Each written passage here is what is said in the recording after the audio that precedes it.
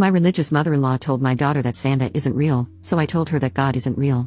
My mother-in-law doesn't like me at all. She's one of those typical moms who doesn't want her son to be stolen away by another woman, so my mere existence is enough for her to resent me.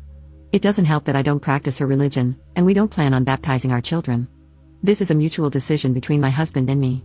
For a little extra context, she regularly sends me Bible verses and quotes about being subservient to your husband to get under my skin. After telling her very nicely and calmly to stop once, she had a full-blown meltdown about how I won't let her save me, so I just ignore her messages now. My daughter, 4F, loves Christmas. She loves decorating the house and helping bake cookies, and she gets to pick out the tree this year. She's so excited, it's literally adorable. She's been talking about it since July. She is also a firm believer in Santa. She already has a mile-long list of things she wants him to get her. Side note, she isn't spoiled at all. Some of the things on her list are random items she sees at the grocery store or things on our shelves. Our dog, whom we've had for 6 years, is on her list. She just likes writing them. My mother-in-law was over today, and my daughter was asking me to add another random item to her Santa list. As my mother-in-law heard her say it, she immediately responded, saying that Santa isn't real, and that my husband and I are the ones who buy the gifts under the tree. This obviously went over like a lead balloon with my child, but my mother-in-law looked pretty pleased with herself for the mess she just created for me and for breaking my daughter's heart. I immediately told her to pack her things and get out of my house, emphasizing that she wasn't welcome near my baby anymore. She tried to argue that she did us a favor and that our child shouldn't be thanking a man who doesn't exist for the nice things we do for her. In response, I pointed out the irony of her statement, given that she has spent her entire life praying to a man who also doesn't exist.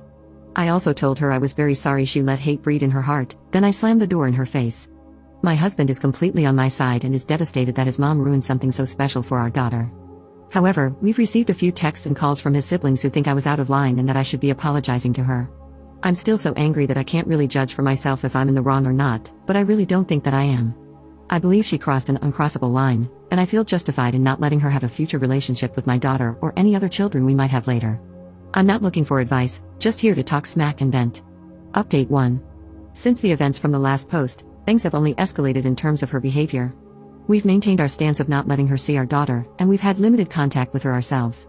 However, she has tried to find ways to circumvent my husband and me to gain access to our baby. She started sending our daughter presents that are clearly from Amazon, but with gift notes that say, "From the real Santa," and "Grandma will see you soon," and other insane things like that. We've been documenting all of this, and we started donating all of the toys and clothing to local charities or to our daughter's school's community pantry so that a child with nothing can have them instead.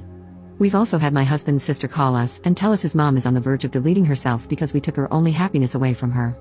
In response, we suggested that she should be checked into inpatient if she's making those kinds of claims. I apologize if I sound cruel, but I won't let someone manipulate me like that. We hadn't heard from anyone regarding mother-in-law in a week or so we started to feel like maybe she was calming down and accepting that this situation was caused by her actions. What we didn't remember was that she's authorized to pick our daughter up from school. Yesterday, I got a call from the front office of her school, saying that my mother-in-law had called and said she was on her way to pick our baby up for a surprise adventure with Grandma, and to make sure she was waiting in the office so they could leave as quickly as possible. When I got this call, I literally grabbed my bag and walked right out of my job to be able to get to the school before she did. I also made sure her school knew that my daughter was not to be released to anyone other than myself or my husband. After getting off the phone with me, the school decided to contact the police and to put the school into a soft lockdown, which is when they don't let kids leave classrooms and make sure all the doors to the buildings are secured, but they don't announce it to the kids so no one gets scared. On my way to the school, I called my husband and told him to meet me there and what was going on, and he actually made it to the school before I did. When I got there, the police were questioning my mother-in-law, and upon seeing her car packed full, I could tell her little adventure was meant to be a long-term sort of thing. She was actually going to try to steal our daughter from us. The police took her away, and her car was towed as well. When she was loaded into the squad car, she and I made eye contact for a brief second. She tried to keep her scowl, but quickly her face crumpled, and she started sobbing about how unfair this all is. She cried even harder when the door was shut on her. As justified as we are, this was really hard to watch. I don't know how the legal system works, to be honest, but I'm hoping we can request that she be put into a mental health facility as opposed to jail so she can receive the help she very clearly needs. We also filed for a restraining order against her and took her name off the pickup list at school. My husband's siblings have reached out to us and are completely horrified by what happened, all saying in their own way that they never expected things to escalate like this.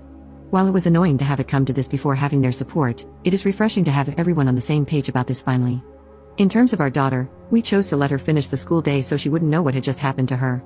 I received a lot of helpful advice in my last post about how to fix the damage my mother-in-law caused, and we tried a few of the things we were told to do, but I can sense that my daughter just isn't into it the way she used to be. Her wish list hasn't been added to since. My brother-in-law has offered to dress up as Santa and get caught putting gifts under the tree to help reignite her excitement, which my husband and I both appreciate and are looking forward to. We also plan on sending her a letter from Santa telling her how excited he